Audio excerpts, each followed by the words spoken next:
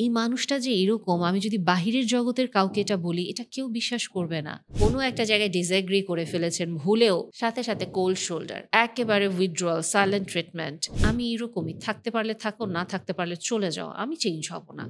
আমি এটা এভাবেই ডিজার্ভ করি। তোমার উচিত আমাকে ধন্যবাদ বলা যে আমি তোমার সাথে আমার লাইফ কন্টিনিউ করছি বা শেয়ার করছি। তুমি কখনোই আমাকে বুঝতে পারো নাই এবং আমার কোনো দোষ নাই। আমি সবসময় এরকম আচরণ করি না। তুমি এরকম করো দেখি আমি এরকম করি।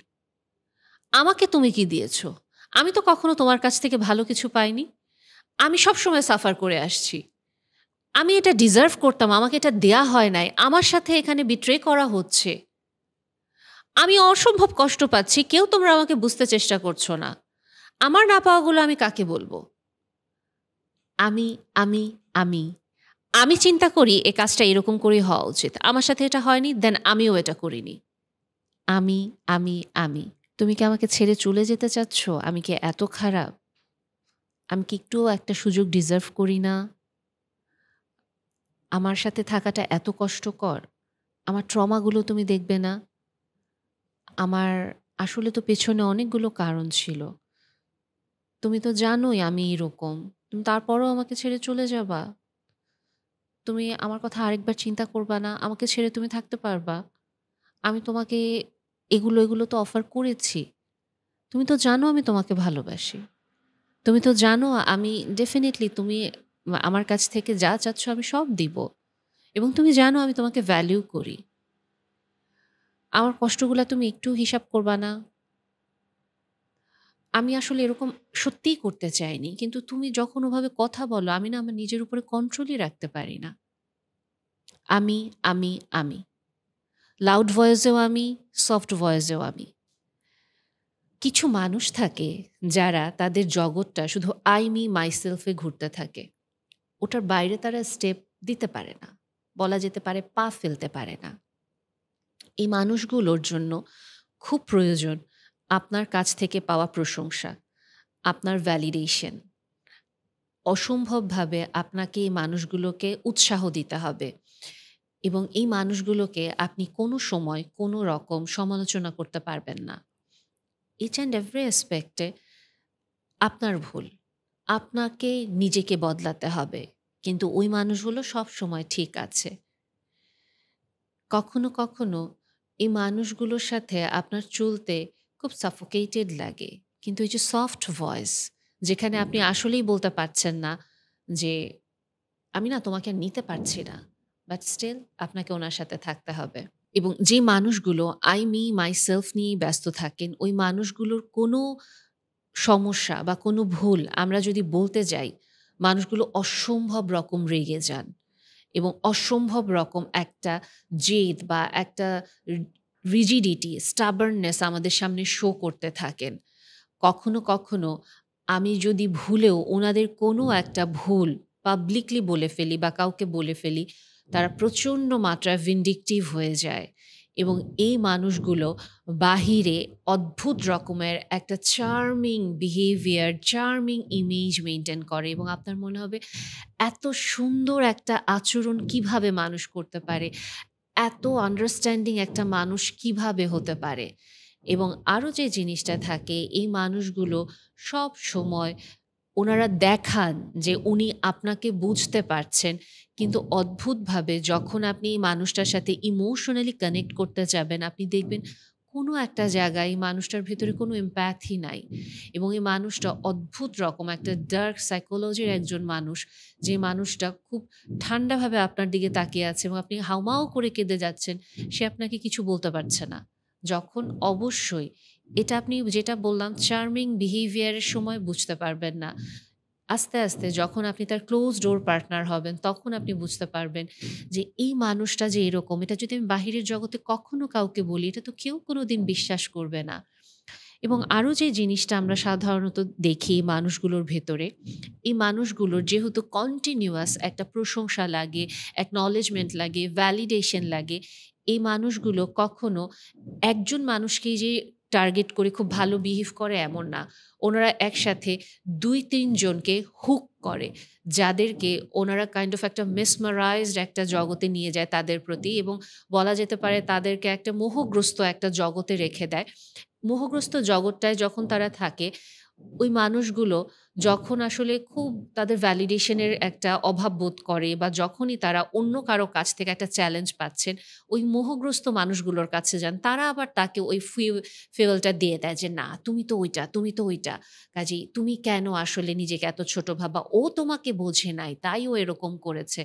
এবং এই মানুষগুলো কখনো সেলফ রিফ্লেকশন এ গিয়ে নিজের কি রেসপন্সিবিলিটি বা অ্যাকাউন্টেবিলিটি মেইনটেইন করা দরকার, এটা কখনো করতে পারে না। এবং অদ্ভুতভাবে এই মানুষগুলো খুব ম্যানিপুলেটিভ থাকে। কারণ ম্যানিপুলেটিভ না হলে সে তো অ্যাকচুয়ালি তার ওই মোহগ্রস্তের জগৎটা তৈরি করতে পারবে না অন্যদের প্রতি। সে তো কাউকে হুক করতে পারবে না।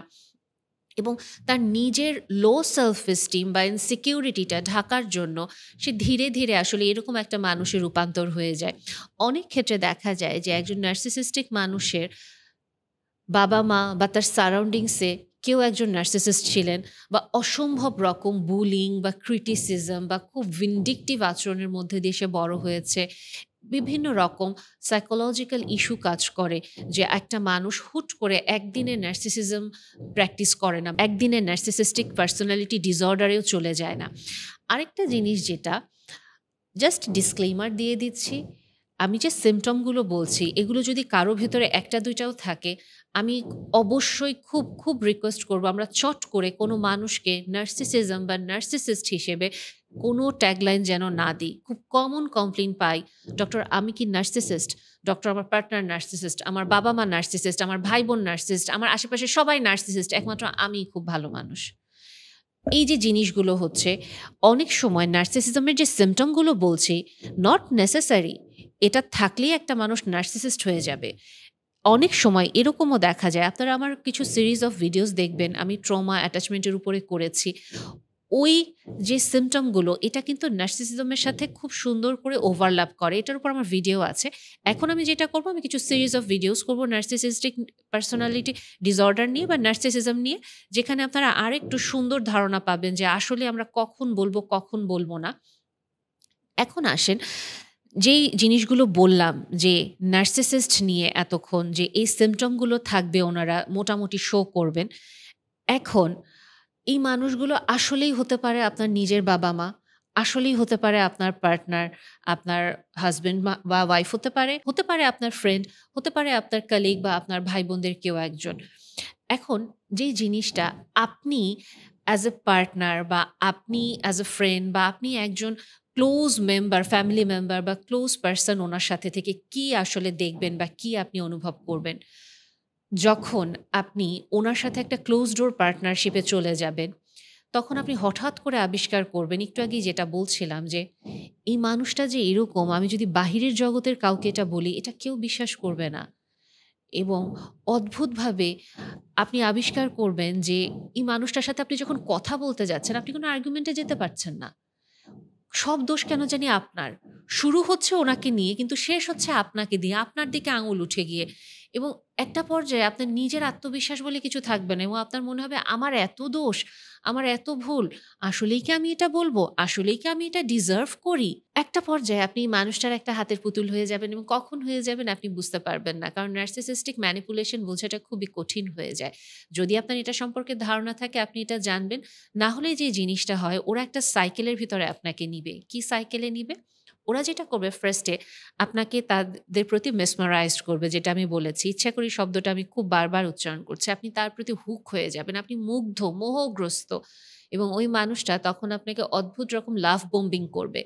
ভালোবাসার ওই মানুষটার চেয়ে বেস্ট পার্টনার আর কেউ হতে পারে না। বেস্ট মানে গিভার আর কেউ হতে পারে না। এতটা লাভ বোম্বিং আপনি পাবেন।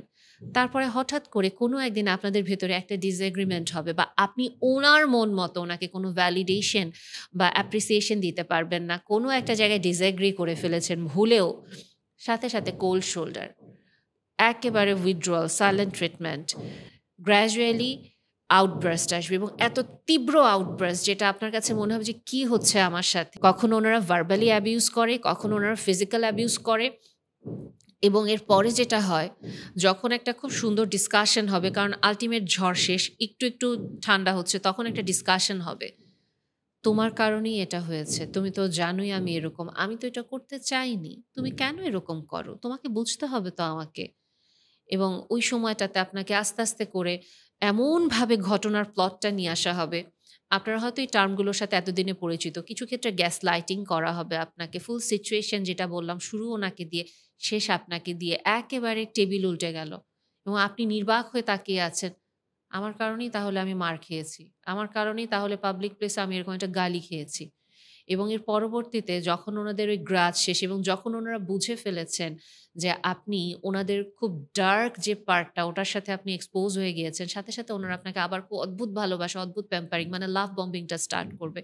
এবং আপনি জাস্ট এই সাইকেলটার ভিতরে ঘুরতে থাকবেন। এটা অ্যাবিউজার সাইকেল বলা হয় এবং এটা নার্সিসিস্টিক এই সাইকেলে খুব সুন্দরভাবে ওনারা ব্যবহার করতে থাকেন। এবং একটা জিনিস দেখেন, সবাই তো এই মানুষটার সাথে ক্লোজ ডোর পার্টনার হবে না। আপনাকে উনি হুক করেছে এবং আপনাকে উনি বেছে নিয়েছেন যে আপনি হতে পারবেন। কারণ কিছু ক্ষেত্রে উনার মনে উনি এটা বুঝতে পেরেছেন যে আপনার আত্মবিশ্বাস কম। আপনি খুব বেশি ইজিলি আপনাকে ম্যানিপুলেট করা যায়। আপনি খুবই সাজেস্টিবল একটা পারসন এবং আপনি প্রাণবন্ত একটা পারসন। সে আপনাকে টার্গেট করবে। এবং অনেক সময় এরকম মানুষদেরকেও তারা টার্গেট করে যাদের আসলে দেখা যায় অন্যদের সাথে মেশার ওরকম কোনো অভিজ্ঞতা নেই বা যারা এটা বিশ্বাস করে যে তাদেরকে আসলেই কেউ পছন্দ করে না, ভালোবাসে না বা তারা এটা বিশ্বাস করে যে আমি আসলে হয়তো যোগ্যই না কারো ভালোবাসা পাওয়ার, মানে মোট কথা লো সেলফ এস্টিমের যারা থাকে। সো তখনই মানুষগুলোকে তারা টার্গেট করে এবং ওই যে প্যাম্পার করে একেবারে স্কাই রকেট একটা জায়গায় নিয়ে যায়, এরপরে ফেলতে থাকে আস্তে করে।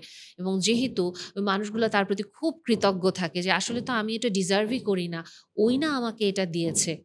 এবং এ কারণে তখন ওই ম্যানিপুলেশনটা আপনি যতই গ্যাস লাইটিং সম্পর্কে পড়েন, আপনি যত কিছুই জানেন না কেন, যত সেলফ হেল্প বই পড়েন না কেন, আপনি এই সাইকেল থেকে বের হতে পারবেন না। কারণ জিনিসটা কি?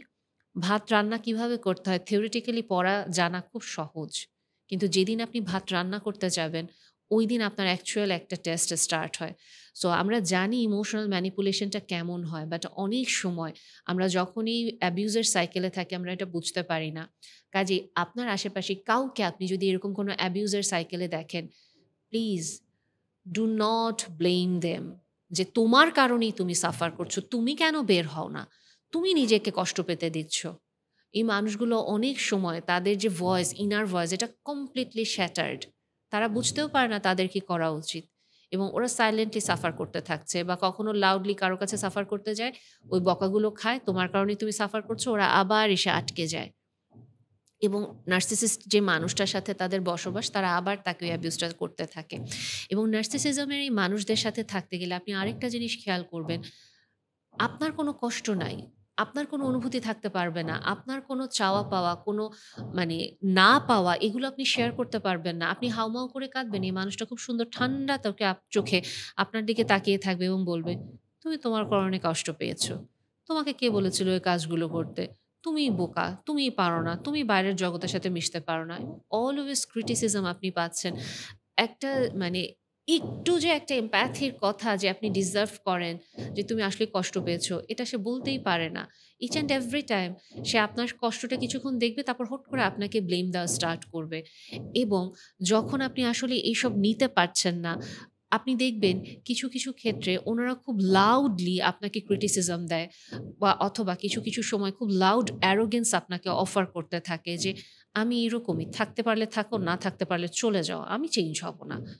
আবার কিছু ক্ষেত্রে যে জিনিসটা ওনারা করেন খুবই সফট এবং আপনাকে কখনো মুখে কোনোভাবে আঘাত করছে না। কিন্তু বিভিন্ন রকমভাবে অ্যাকশনের মাধ্যমে বা খুব সফট স্পোকেন ওয়েতে আপনার ভেতরটা ছিন্ন-বিচ্ছিন্ন করে দিচ্ছে। বা ওনাদের মুখভঙ্গি, অঙ্গভঙ্গির মাধ্যমে আপনি ওদের একটা হিডেন অ্যারোগেন্স টের পাচ্ছেন এবং আপনি ওনাকে ঠিক কনফ্রন্টও করতে পারছেন না। কারণ আপনার মনে হচ্ছে কনফ্রন্ট করতে গেলেই তো রেগে যাবে। আবার একটা কেওস শুরু হবে। কি দরকার করার? আপনি কমপ্লিটলি ট্র্যাপড। আপনি ঠিক এরকম অনুভব করেন এবং আপনি যখন বাইরের মানুষের কাছে বলবেন, ইন্টারেস্টিংলি আপনার নিজের মা-বাবাই এটা বিশ্বাস করতে চাবে না। আপনার নিজের মানে সন্তানও কিছু ক্ষেত্রে বিশ্বাস করতে চাবে না, যদিও সে বাসাতেই আছে। অনেক সময় আপনার ভাই-বোনরা আপনাকেই ব্লেম দিবে যে, "তুমি এরকম ভালো স্ত্রী পাইছো, এত ভালো বউ, এত চার্মিং সবার সাথে। তুমি ওর সাথে সংসার করতে পারতেছো না। তুমি কিসের পুরুষ মানুষ হইছো? বউ সামলাইতে পারো না মিয়া। বা আপনাকে বলবে, "তুমি আসলে এরকম হাসব্যান্ড ডিজার্ভই করো না। তোমার হাসব্যান্ড এত ভালো মানুষ। তুমি একটা খারুস। তুমি তুমি কেন ওর সাথে আসো? এর চেয়ে তোমার উচিত ওকে ছেড়ে দেওয়া, ওকে আরেকটা বিয়ে করতে বলা। ও ভালো থাকবে। তুমি ওর লাইফ থেকে চলে গেলে।" এবং আপনি আর কোন ভাষা খুঁজে পাবেন না। যে ও বলতেছে আমাকে দিয়ে কিছু হয় না। বাইরের মানুষও বলছে আসলেই আমার দোষ। তাহলে সমস্যা আমারই। এবং বুঝতে পারছেন যে মানুষগুলোকে নার্সিসিস্টরা অ্যাকচুয়ালি হুক করে ওনাদের এই আচরণগুলো দিয়ে, তারা না বাইরে কোনো রকমভাবে বের হতে পারছেন, না ভেতরে এটা থেকে কোনো রকমভাবে ওনাদের একটা প্রতিরোধ গড়ে তুলবেন, ওটাও করতে পারছেন। সো ওভারঅল একজন নার্সিসিস্ট মানুষের এই আচরণগুলো এভাবে ওনারা শো করেন, যেটা আপনারা বাইরের মানুষরা কখনো বুঝবেন না। ভেতরের মানুষটা সাফার করবেন। এবং এটাও বললাম যে ওনাদের পার্সোনালিটি একদিনে তৈরি হয় না, বিভিন্ন কারণ থাকে। এবং আরেকটা যে জিনিস, এই মানুষগুলো যারা নার্সিসিজমে সাফার করেন, সাফারই বললাম কারণ এই মানুষগুলো তো আসলে মানসিকভাবে অসুস্থ, যেটা ওনারা বুঝতে চান না, যেটা আমরা অ্যাকচুয়ালি বুঝতে পারি। সো এই মানুষগুলোর আসলে অসম্ভব রকম লো সেলফ এস্টিম থাকে। এই মানুষগুলো বেসিকলি তাদের নিজেদেরকে কখনো আয়নার সামনে দাঁড় করাতে চান না। কারণ যখনই সে আয়নার সামনে দাঁড় হবেন, তার নিজের যে ভুলগুলো, নিজের যে আত্মবিশ্বাসহীনতা, এইটা প্রকট হয়ে উঠবে। এটা উনি কোনোদিনও নিতে পারেন না।